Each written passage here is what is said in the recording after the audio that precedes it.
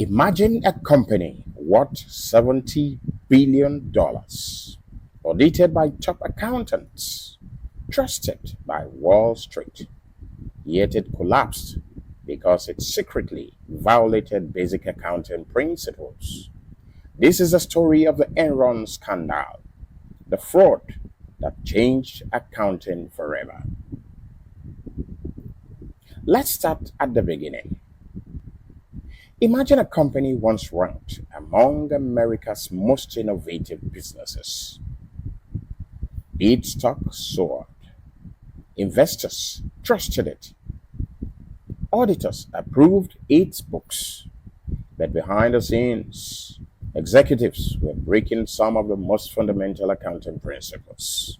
This is the story of the Enron scandal and the accounting standards it violated.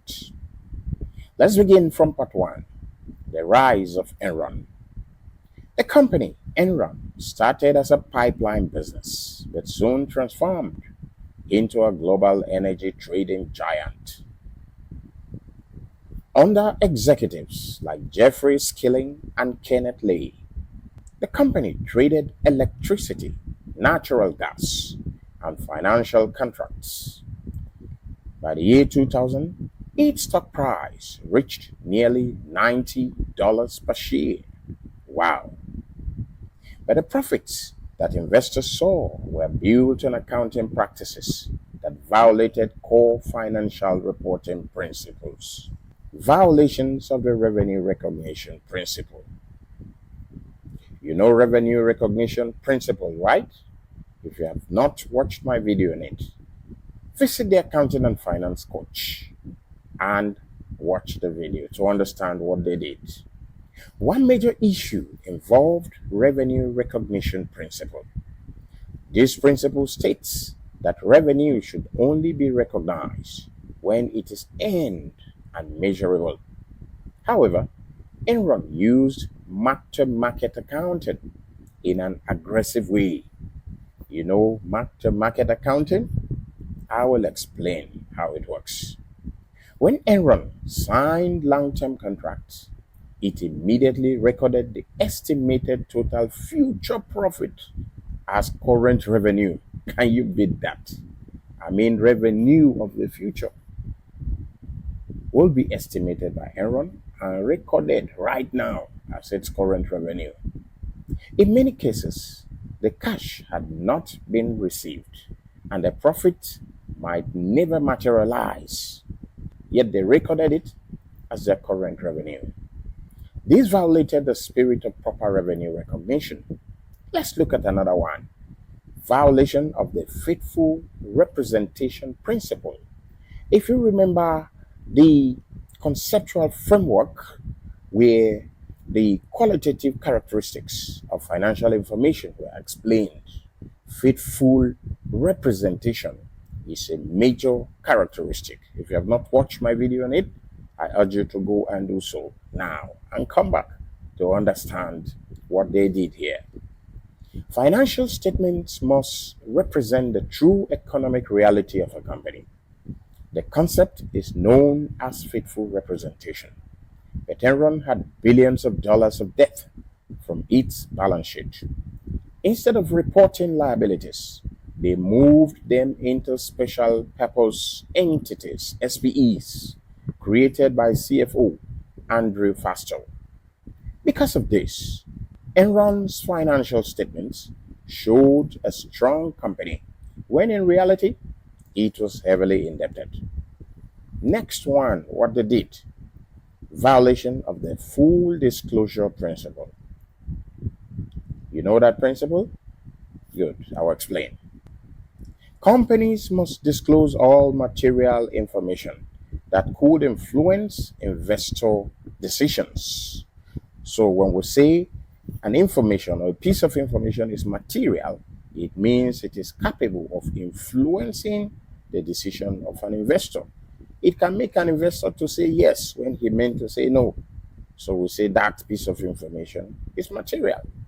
However, Enron failed to properly disclose the risk and relationships involving the off-balance sheet entities.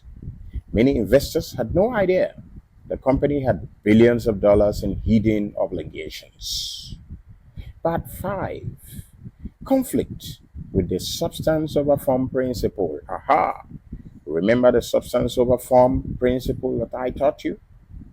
Yes, where I said accountants are concerned about the substance of the transaction, the economic reality of the transaction, rather than the legal form. Now let's see how they broke that law. Accounting standards emphasize substance over form. This means transactions should be recorded based on their economic reality, not just their legal structure. Although Enron technically transferred assets and debts to separate entities, the company still controlled many of them. Economically, the liabilities still belonged to Enron, but they were not reported on Enron's balance sheet. Wow. Let's look at the next accounting rule that violated. Auditor's failure. The company's auditor, Arthur Anderson, approved many of these accounting practices.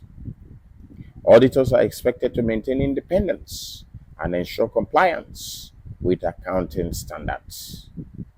The failure to challenge Enron's accounting decisions became one of the biggest audit failures in history, and that firm actually went under.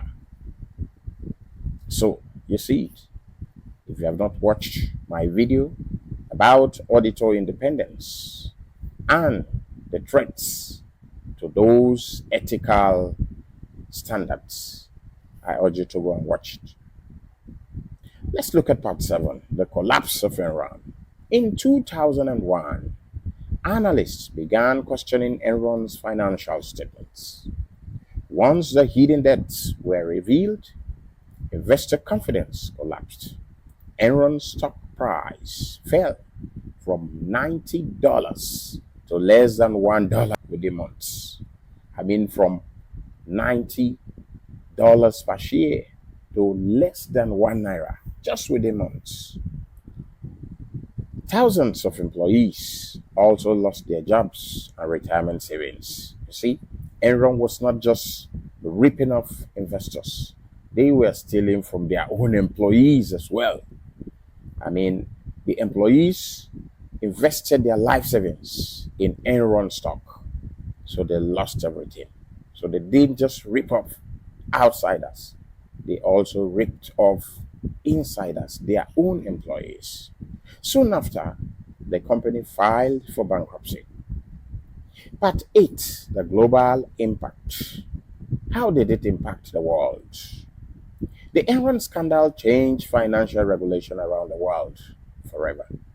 It led to the introduction of the Sarbanes Oxley Act, which strengthened rules on internal controls, financial reporting, auditor independence, and corporate governance. Conclusively, I will say the Enron scandal reminds us that financial statements are only useful when they reflect the truth. When companies ignore accounting principles like revenue recognition, disclosure, faithful representation, and others, the consequences can destroy entire organizations, just as it did Enron. Yes. For accountants, auditors, and investors, users of accounts generally, I would say the lesson is simple.